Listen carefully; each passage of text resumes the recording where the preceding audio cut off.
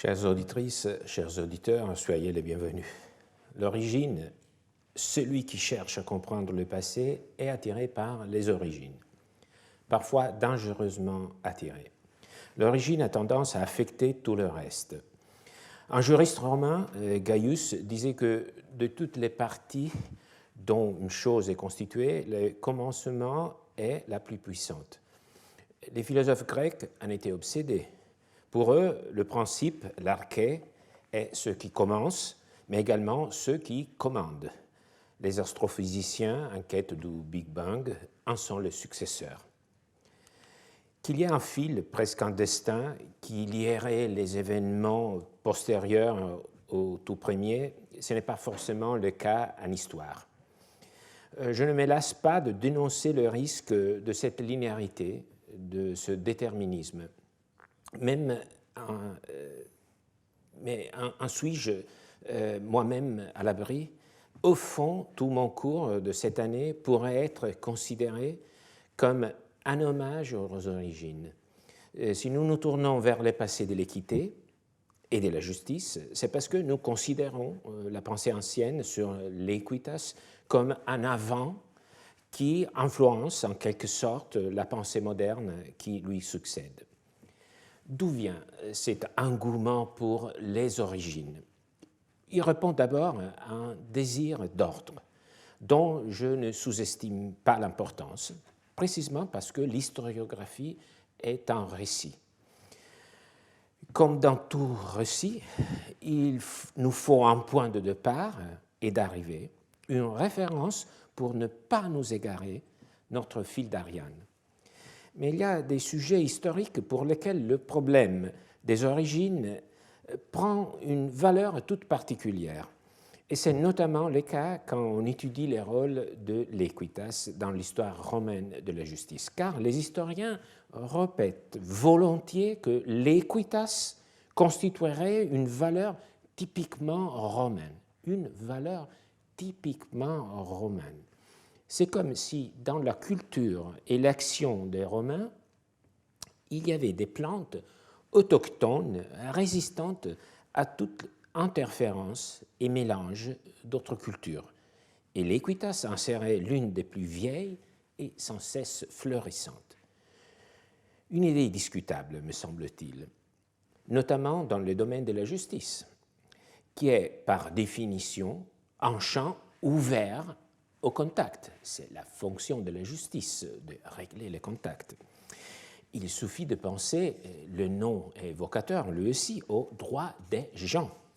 Le droit est de fait donc un domaine qui a été, tous les reconnaissent, très influencé par les idées reçues de la philosophie et de la rhétorique grecque et hellénistique, et aussi de la pratique étrangère par rapport à Rome. Cette idée de l'autochtonie de l'équitas, il ne faut quand même pas l'écarter totalement. Il faut plutôt la refaçonner en se demandant quelle influence la pensée grecque a eue sur les idées romaines. Pour faire cela, il serait effectivement fort utile de connaître les commencements de l'équitas à Rome, pour ensuite pouvoir les comparer avec ces inflexions, voire ces transformations postérieures. Nous voilà donc à ramener une question d'origine sous une autre forme. Mais l'un des problèmes des historiens aux prises avec le début de quelque chose réside dans le choix de ce début. Car le passé est un objet qui n'est pas donné au préalable. Il prend sa forme grâce à notre regard rétrospectif. Donc, choisir les origines est l'un des actes les plus décisifs par lesquels nous façonnons nos objets de recherche. Parfois, c'est l'étymologie qui nous offre un point de départ. Nous l'avons utilisé, nous aussi, en cherchant l'origine de écum dans sa racine, et qui la relie, la sépare d'autres mots. Très souvent, la flèche qui nous oriente vers l'endroit où chercher l'origine, c'est le temps. Quel est donc le plus ancien témoignage concernant l'équitas? Ça semblerait être la question la plus raisonnable. Mais cette question risque d'entraîner des confusions, elle aussi, plus que d'éclairer. car même si l'écriture à Rome, surtout dans le domaine juridique, fut pratiquée depuis des époques très reculées, on pourrait dire depuis les origines de la cité, des témoignages, à peu d'exceptions près, n'en ont survécu qu'à partir du IIIe siècle avant Jésus-Christ. Cela veut dire que le début de notre documentation ne coïncide pas avec les débuts du droit romain et du concept d'équité, qu'on n'arrive donc jamais à saisir dans son état de naissance, ou, si vous préférez, à l'état pur. Cela dit, quel est le premier témoignage, non pas absolu, mais qui nous est parvenu de l'Equitas? Il ne s'agit pas d'un test juridique ou littéraire, mais d'un objet, une tasse, ce pocolum, ce gobelet à boire, à décor peint, estampé en céramique vernissée noire, que vous voyez ici. Mais s'il est conservé au British Museum, il est issu d'un contexte funéraire de Vulci, une antique cité étrusque qui se trouve aujourd'hui dans le territoire de Montalto di Castro, dans le nord du Latium. Sur le fond du gobelet est peinte une bande végétale continue de couleur crème. Au centre, 4 rosettes incomplètement estampées. Une inscription peinte indique Aesesiae, pocolum. Si pocolum veut dire gobelet, le nom Aesesia n'est pas connu autrement. Certains pensent qu'il s'agit du nom du propriétaire de la coupe ou qu'il fait référence au peuple des Èques, Equi en latin, un peuple italique du nord-est du Latium antique.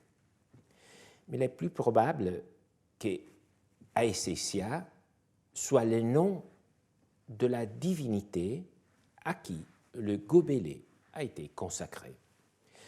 Car, même si cela demeure une hypothèse, mais on connaît un certain nombre de pocula deorum tout à fait similaires, des petits vases qui se diffusent à partir du IIIe siècle avant Jésus-Christ, et c'est aussi la date de notre tasse, et qui portent normalement l'inscription peinte pocolum, suivent du nom du dieu au génitif.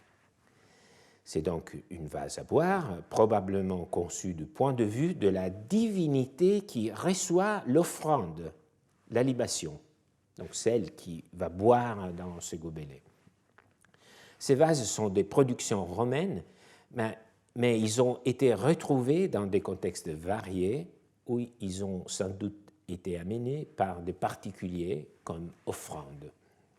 Un pocolum dédié à Concordia, la Concorde, a été trouvé à Teate, un autre offert à Fortuna, provient peut-être des environs d'Otrante. On trouve des pocola dédiés aussi à Mercure et à Voluptas, la volupté. Si l'on tient compte de ces parallèles, il faut conclure qu'il s'agit d'une tasse dédiée à Aesesia, c'est-à-dire une forme archaïque d'Equitas, comprise comme personnification, comme une divinité qu'on s'imagine boire dans cette tasse. Donc, le terme Aesesia, c'est une forme archaïque du mot Equitas, selon cette interprétation. Quant à ce type de personnification, écoutons ce que Cicéron nous en dit dans son traité sur la nature des dieux. Les plus grands sages de la Grèce et nos ancêtres ont donné corps et nom à plusieurs natures divines, et cela non sans raison, à cause des nombreux bienfaits de ces forces, car tout ce qui apportait une utilité importante au genre humain, ils pensaient que cela ne pouvait avoir lieu sans la sollicitude divine envers les hommes. Parfois, la chose même à laquelle réside une certaine jouissance est appelée par un nom qui prend valeur de Dieu, comme, par exemple, Fides. Bref, si nos hypothèses sont acceptables, la tasse des Césia nous dit que déjà au cours du IIIe siècle avant Jésus-Christ, les Romains, parce que c'est de Rome que la tasse provient avant d'être amenée à Vulci, n'employaient pas seulement l'adjectif ecum, mais également le substantif abstrait equitas. Et ils considéraient que cette notion, en outre, digne d'hommage religieux. Ils donnaient donc à l'équité un rôle remarquable depuis une époque assez reculée. Pour rendre à cette pièce de céramique vernissée toute son importance, il faut prendre en compte qu'en revanche, dans les sources littéraires, le substantif n'est attesté que 2 siècles plus tard, dans la rhétorique Arrhenius et les traités de Cicéron. Donc, si nous n'avions pas ces pocolum, nous aurions pu croire que les Romains étaient arrivés très tardivement à concevoir la notion abstraite d'equitas. Peut-être seulement, on aurait pu croire, à la fin de la République et sous l'influence des idées grecques. Avant de poursuivre dans l'analyse, permettez-moi de faire un rapprochement à la fois esthétique et lexical entre le pocolum et ce fossile qui a été nommé Pocolysphinctes pocolum par un paléontologue du XIXe siècle qui évidemment connaissait à la fois les formes et son latin. Nous tournons maintenant vers les sources littéraires plus anciennes, un siècle presque après la date de la tasse, dans les textes juridiques et dans les textes littéraires, pour voir quel était l'emploi qu'on faisait du mot. Si j'ai été suffisamment clair jusqu'ici, vous aurez compris que dans les sources du IIe siècle, nous n'allons pas retrouver le mot equitas, mais seulement l'adjectif. Mais justement, il faut garder à l'esprit notre tasse des Césia. J'ai failli dire il faut la garder à nos lèvres. Elle nous rappelle que même si pendant quelques décennies le mot equitas disparaît des sources que nous possédons, les Romains de l'époque de Plaute connaissaient déjà depuis au moins un siècle la notion abstraite. Je le souligne à nouveau car cela donne plus de cohérence aux occurrences éparses que nous allons lire. En d'autres termes, lorsque les chercheurs attribuent, comme ils le font souvent, une grande place au rôle que Cicéron aurait joué dans l'élaboration de l'Equitas au 1er siècle avant Jésus-Christ, ce n'est pas faux, il a sûrement joué un rôle, mais il y a aussi un risque de confondre la condition lacunaire de notre documentation antérieure avec des phénomènes historiques.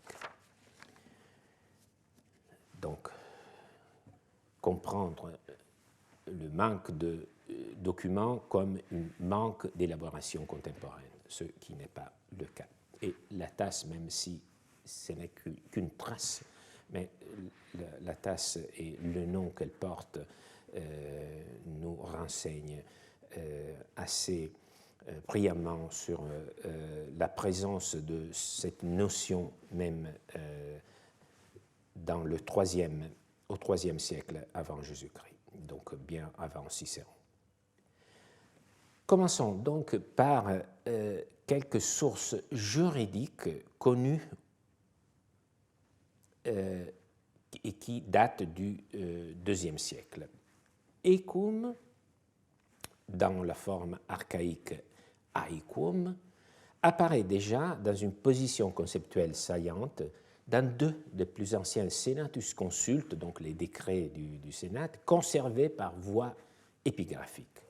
D'abord, dans le Senatus Consulte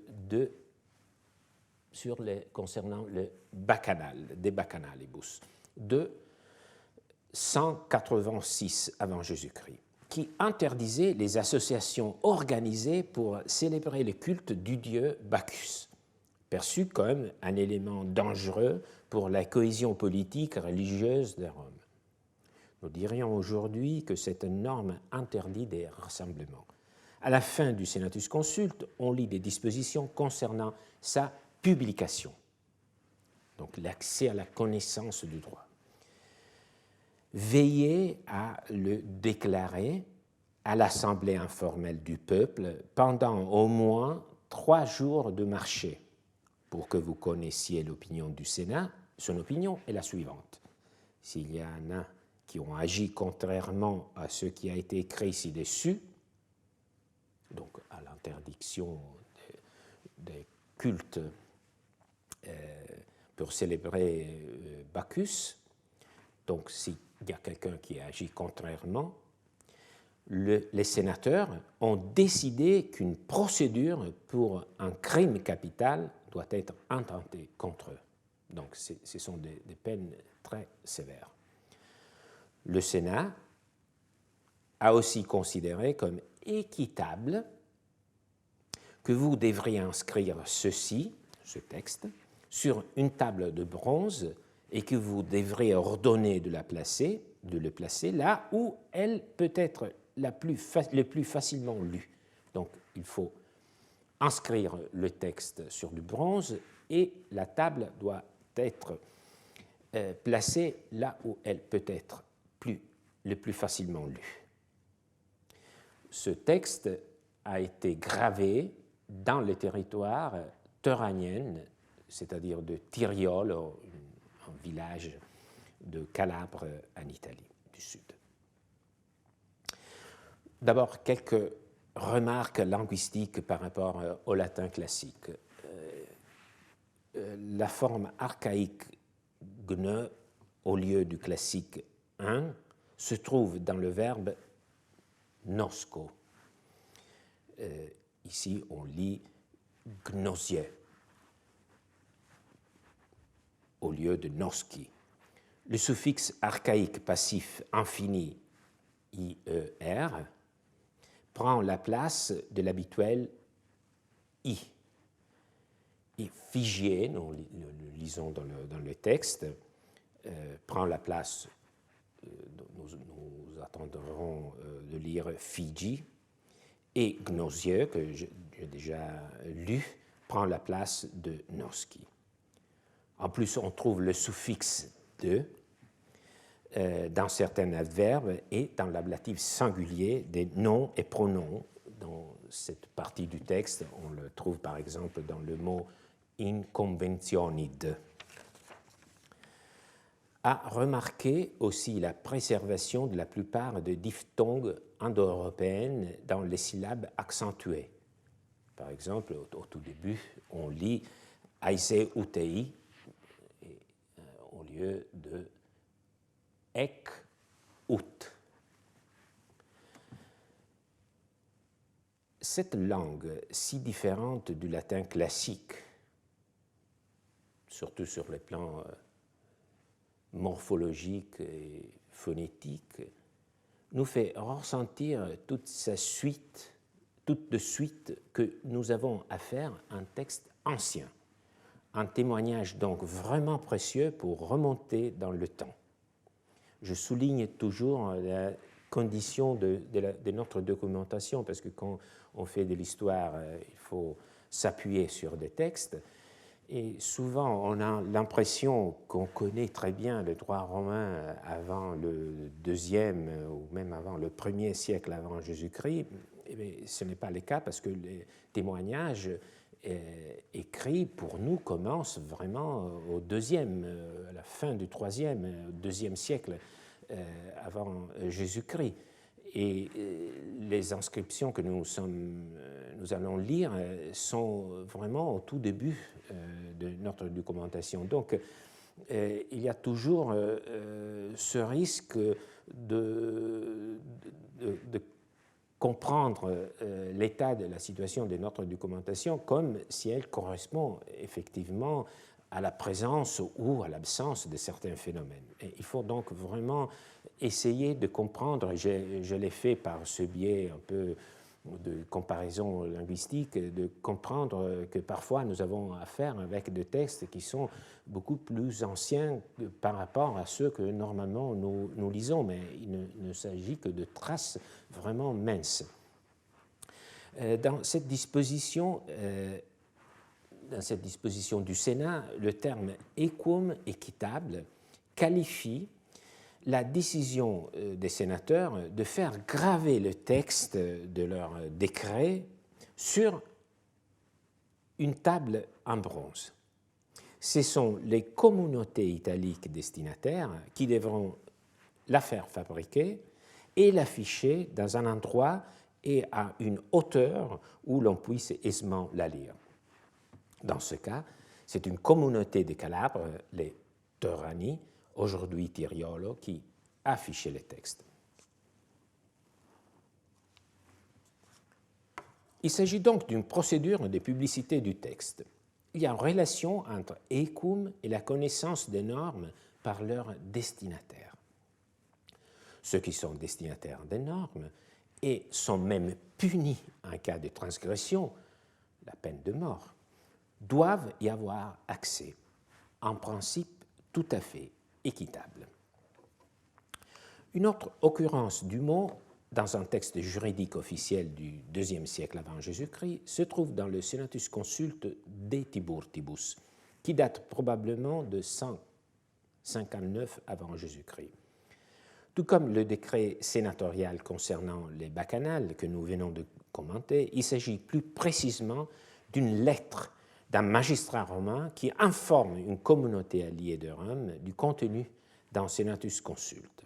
La lettre du prêteur Lucius Cornelius Lentulus Lupus est adressée à la ville de Tibur, Tivoli, une ville de la province de Rome dans la région du Latium d'aujourd'hui. Je lis le texte avec vous. Lucius Cornelius, fils de Cneus, prêteur, a consulté le 5 mai, une date importante, le Sénat qui était assemblé près du temple de Castor. Aulus Manlius, fils d'Aulus, Sextus Julius, le prénom du père se trouve dans une lacune, Lucius Postumius, fils de Spurius, ont été présents lorsqu'on a mis par écrit le décret du Sénat qui suit.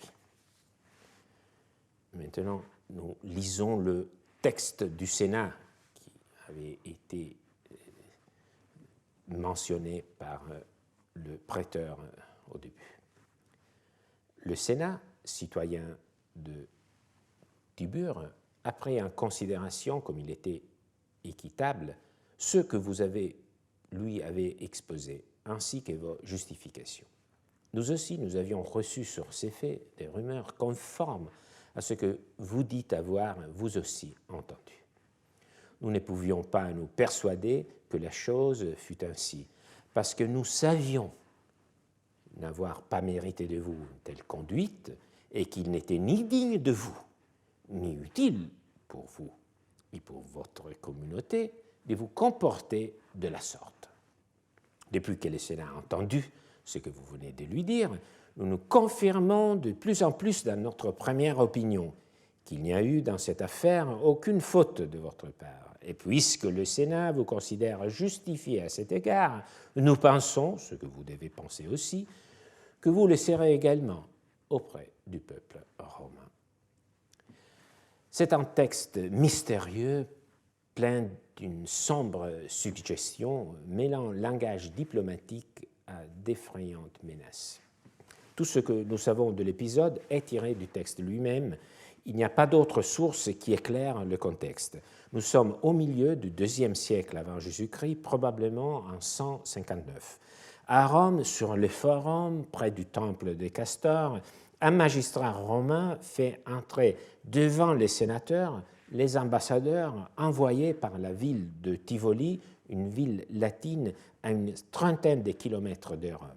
Formellement, cette ville est un État indépendant et allié de Rome. Dans le fait, ce n'est déjà qu'une ville satellite.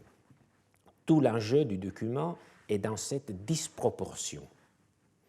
Rome, à cette époque, a déjà vaincu les Carthaginois et elle est en train de conquérir la Grèce. Les envoyés de Tibur doivent ressentir tous les dangers de se trouver si près du centre politique, de la ville la plus puissante du monde méditerranéen. Le vrai pouvoir, il ne convient jamais de trop s'en approcher, comme de la bouche d'un volcan. Pire encore, les ambassadeurs viennent s'excuser. Situation très inconfortable. Des rumeurs s'étaient répandues à propos du comportement de la ville de Tivoli, dont l'attitude aurait été peu favorable aux Romains. Nous ne savons pas de quoi il s'agissait précisément. Peut-être qu'ils s'étaient montrés trop amicaux envers une des populations italiques en conflit avec Rome, ou qu'ils avaient commis quelques autres faux pas. Les sénateurs romains répondent aux ambassadeurs que les justifications qu'ils ont apportées sont suffisantes, mais ajoutent qu'ils n'avaient jamais pu croire que Tivoli s'était souillé d'une faute aussi grave, qui aurait été vraiment peu utile, c'est-à-dire désastreuse, pour chacun d'eux personnellement et pour la ville tout entière. Dès qu'il les pardonne, il les menace donc. Le Sénat, sur un mode agressif-passif, emploie un expédient rhétorique, la prétérition. Dire quelque chose tout en faisant semblant de ne pas la dire. Les habitants de Tivoli doivent savoir que s'ils se comportent mal à l'avenir, ils le regretteront cruellement. Dans ce cadre, Écume qualifie la démarche du Sénat qui consiste à écouter les justifications des ambassadeurs. Compte tenu du fait qu'ils devaient se disculper des soupçons pesant sur leur ville, nous pouvons considérer, ce n'est pas tout à fait le cas parce qu'il s'agit quand même d'une assemblée politique, mais nous pouvons considérer cette séance presque comme un procès. La ville de Tivoli est sous accusation. Et quand il y a une accusation, il est équitable d'entendre la défense de l'inculpé. Cela ne nous étonne pas que les sénateurs aient choisi les mots écum pour exprimer ce principe, car écum contient l'idée d'un équilibre, d'une réciprocité entre accusation et défense, le principe qu'on nomme aujourd'hui encore du procès juste et équitable. Deux autres textes témoignent de la pénétration du mot écum dans le lexique juridique officiel au IIe siècle avant Jésus-Christ, donc avant l'époque de Cicéron. Il s'agit d'un arbitrage rendu à Rome en 117 avant Jésus-Christ par deux magistrats nommés Quintus et Marcus Minucius à la suite d'une enquête de terrain dans la Ligurie génoise. Ce document, on l'appelle la Sententia Minuciorum. Le deuxième document, et le plus important, est la formule de l'action d'injure. Nous la connaissons en traduction grecque par une inscription retrouvée à Magnésie en Asie mineure, datant du milieu du IIe siècle avant Jésus-Christ. Elle contient les instructions pour un arbitrage international fondé sur une formule contenant la clause «osol an kalon kai dikaion fainetai» diatemesasto, qu'on peut convertir en latin par «quantum bonum et ecum parebit estimanto», qui est caractéristique, c'est une formule, locution caractéristique de la formule de l'actio injuriarum, l'action d'injure, qui avait été créée par le préteur romain, et dont la fonction de cette locution est essentiellement estimatoire dans le contexte.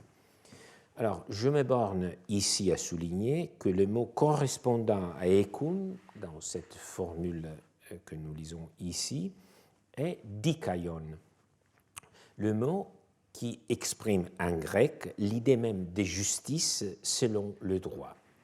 Il ne s'agit pas du mot épiekès, cela mériterait d'être creusé, j'y reviendrai peut-être dans une autre séance. Dressons pour l'instant un bilan. Malgré une faible disponibilité des sources juridiques pour l'époque pré-cicéronienne, le fait que l'expression ecum se trouve dans ces 4 documents que je viens de commenter avec vous, et toujours avec des significations précises. Je le souligne, il ne s'agit pas d'occurrences, disons, sans un rôle précis dans le texte juridique. Il s'agit presque toujours d'un mot saillant, crucial dans le raisonnement et dans la norme. Donc le fait que cette expression se trouve dans ces 4 documents montre qu'elle était déjà entrée dans le vocabulaire juridique à cette époque. Nous pouvons maintenant nous tourner vers d'autres types de sources, c'est-à-dire la plus ancienne littérature latine contemporaine de ces inscriptions, celle du IIIe et du IIe siècle avant Jésus-Christ, à savoir les comédies de Plaute et de Terence, ainsi que les tragédies d'Ennius et de Pacuvius. Je ne peux certes pas vous en proposer ici un aperçu complet, quelques exemples saillants suffiront. Je choisirai des exemples où la valeur juridique est plus évidente, même s'il s'agit de contextes littéraires. Des faits, le langage juridique et des mises en scène impliquant des situations juridiques étaient fréquents dans le théâtre et la poésie romaine, parfois sérieusement, parfois de façon parodique. Tout leur intérêt réside, encore une notation à propos de la nature de notre documentation, tout leur intérêt réside dans le fait que ce genre de sources montre quelles étaient les idées juridiques les plus répandues, justement parce qu'il ne s'agit pas de textes techniques, il s'agit de comédies, de tragédies, de textes qu'un public plus ou moins vaste pouvait comprendre. Donc, s'il y a des allusions au droit, nous devons sous-entendre qu'elles pouvaient être bien comprises par le public. Et donc, nous avons ici une trace de la diffusion de ce type d'idées et de mots. Ecum exprime avant tout l'idée d'égalité de traitement. C'est un thème qui est bien développé par ce passage de Terence dans la comédie des 2 frères, les Adelphes, probablement écrite en 160, donc à peu près quand les ambassadeurs de Tivoli se rendirent au Sénat de Rome pour se disculper. Lisons ce dialogue. Le premier personnage s'appelle Déméa. Il dit, il a été convenu entre nous, c'est toi-même qui l'as proposé, que tu ne t'occuperais pas de mon fils, ni moi du tien. N'est-ce pas vrai? Dis. L'autre mission répond, oui, je n'en déconviens pas. Déméa, alors, pourquoi le mien est-il chez toi à boire? Pourquoi le reçois-tu? Pourquoi lui payes-tu une maîtresse, mission?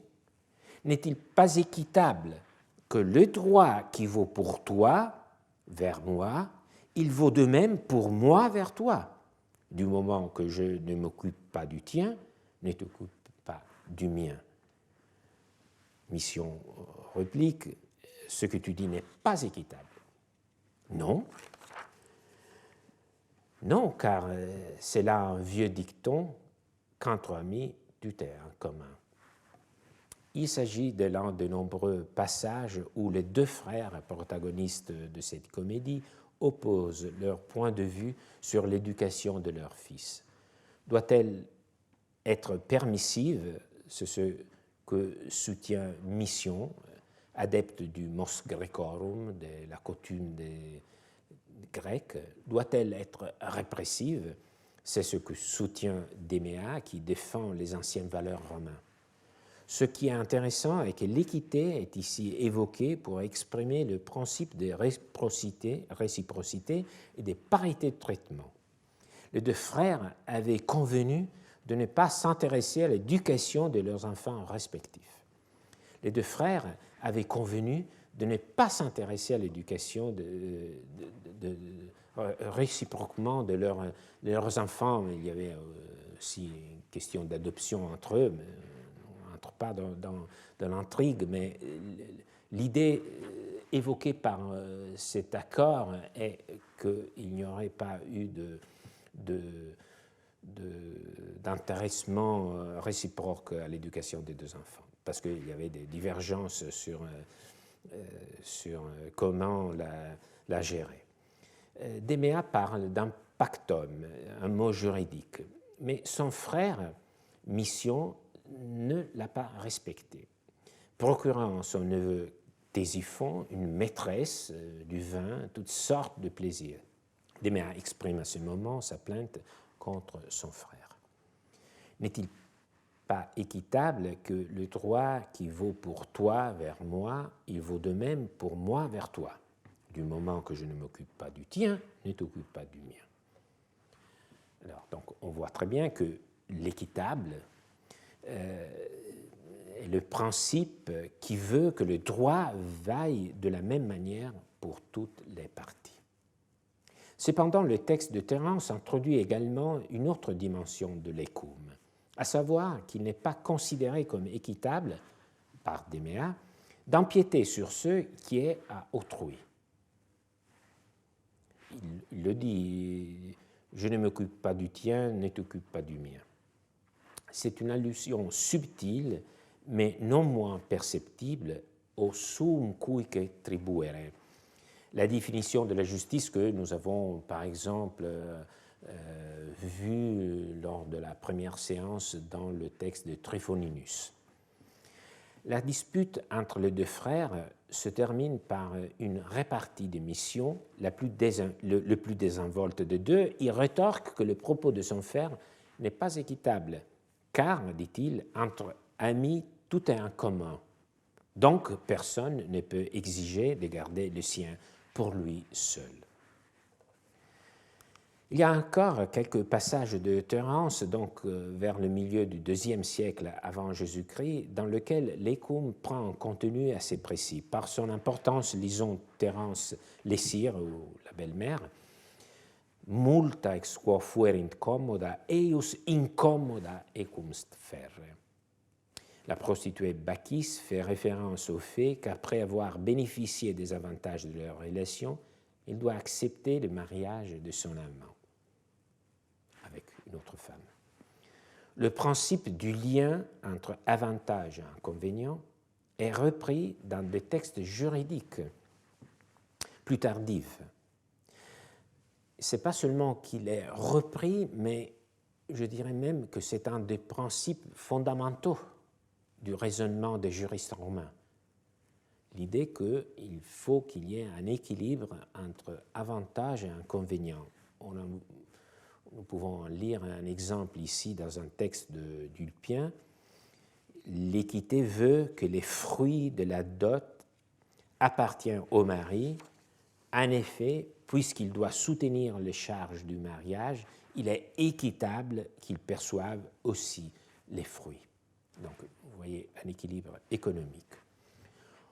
On pourrait continuer dans ce recueil des textes qui montrent non seulement la diffusion du mot ecum de la littérature latine du IIe siècle, mais aussi le fait que le poète lui attribue un contenu assez précis.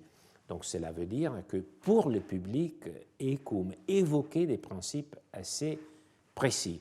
Donc pour les rappeler, nous avons vu que ecum fait référence au principe de la connaissance, de l'accès à la connaissance des normes juridiques. On ne peut pas être puni pour une transgression à une norme qu'on ne connaît pas. Donc on l'a vu dans le Senatus Consultus de Bacchanal. Cela fait référence au principe du juste procès, c'est-à-dire qu'il faut que l'inculpé soit écouté, qu'il y ait un équilibre entre défense et accusation. On l'a vu dans la formule des actions d'injure où il exprime une sorte de principe économique d'évaluation. On l'a vu ici à propos de cette idée de réciprocité et d'équilibre entre les avantages et les inconvénients. Et je souligne qu'il s'agit vraiment ici d'un principe fondamental du droit. Mais je souhaite terminer notre cours d'aujourd'hui par une remarque plus générale. Parmi les historiens du droit, là c'est un point historiographique assez important, est répandue l'interprétation selon laquelle au IIe siècle de Rome, la présence de ecum indiquerait la scission croissante entre deux sphères juridiques, entre ius, le droit, d'une part, et ecum, l'équité, de l'autre part.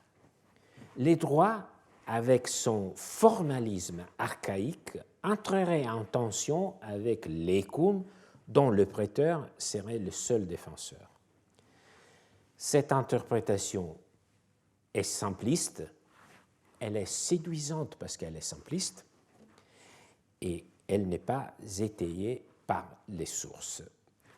Pour comprendre qu'il n'y a pas de contraste, mais plutôt une convergence de valeurs entre ecum et ius, il suffit de nous tourner vers ce passage de Plaute de la comédie Sticus. C'est un passage burlesque où deux amis sont en train d'établir les règles d'un pari. L'un d'eux dit « Celui de nous deux qui ne se conformera pas aux règles sera à l'amende d'un bon verre. » L'autre répond « Tu as établi un bon droit, bonum ius dicis », et je souligne que ius dicere, c'est une locution juridique technique, d'où vient notre mot juridiction, ius dicere. Tu as établi un bon droit. Quand quelqu'un demande quelque chose d'équitable, il faut qu'il l'emporte. C'est-à-dire, comme tu as proposé une règle qui est bonne, je l'accepte. Donc, il est équitable d'accepter une règle raisonnable. Alors, ce petit passage n'a en soi rien de mémorable ou d'éclatant, sauf qu'il nous montre que dans l'esprit d'un auteur qui écrit pour le grand public en 200 avant Jésus-Christ, il n'y a pas de contraste, mais plutôt une convergence de valeurs entre ecum et ius, évidemment lorsqu'il s'agit d'un bonum ius, bon droit. Mais parfois, ce sont des vers bien plus beaux qui nous font entrer dans la pensée juridique plus ancienne.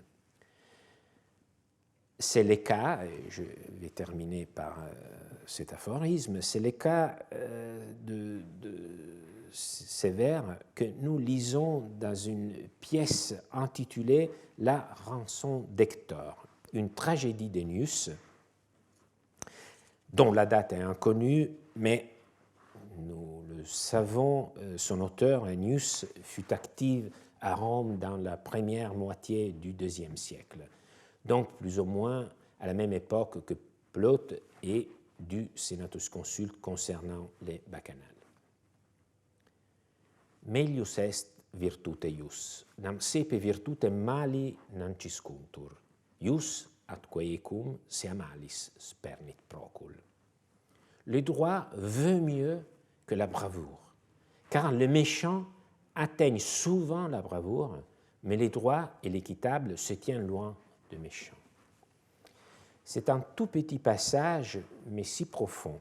Il s'agit probablement, dans son contexte originaire, des mots que Priam, le roi des Troies, adresse à Achille qui avait tué son fils Hector. Fou de rage et de douleur, parce qu'Hector avait tué un combat singulier son ami Patrocle, Achille en attache le cadavre à son char pour le traîner sur les cailloux, la poussière autour de la tombe de Patrocle.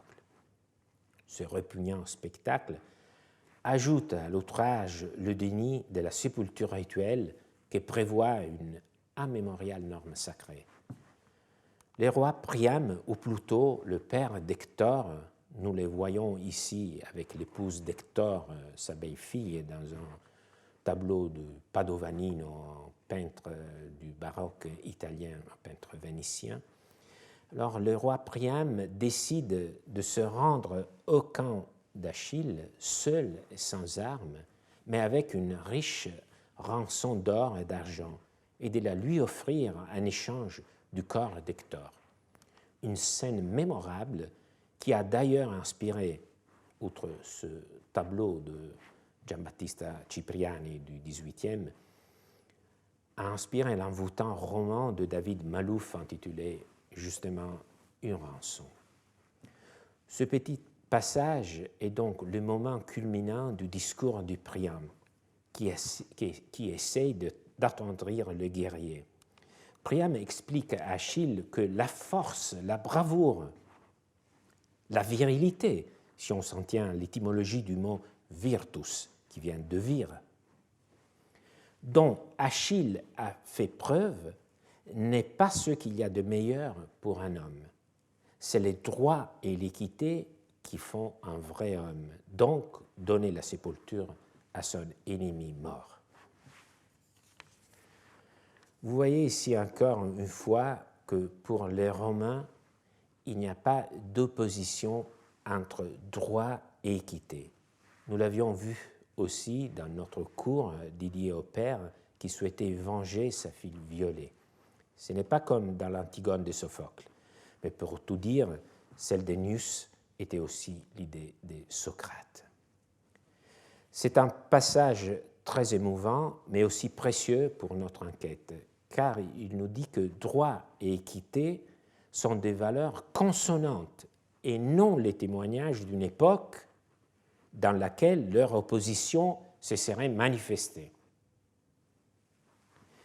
La dernière partie de vers d'Ennius, si je ne me trompe pas, a été reprise plus tard par Cicéron dans son traité sur les lois. En effet, ce qu'aiment tous les hommes de bien, c'est l'équité elle-même, les droits lui-même. La convergence ne pourrait pas être plus claire. Ces vers nous présentent également l'idée que le droit s'oppose à la force. Il ne s'agit donc pas, comme certains philosophes grecs le prétendaient, de règles imposées par le plus fort, bien au contraire. Il s'agit de ce qui rend l'humain très humain. L'équité en est la valeur de fond. Cela ne nous surprend pas. Nous nous rappelons que quand Ennius écrit ces vers, depuis un siècle au moins, les Romains offraient à l'Equitas des dons comme à une déesse. Je vous remercie pour votre attention et j'espère pouvoir vous retrouver d'ici une semaine. Merci beaucoup.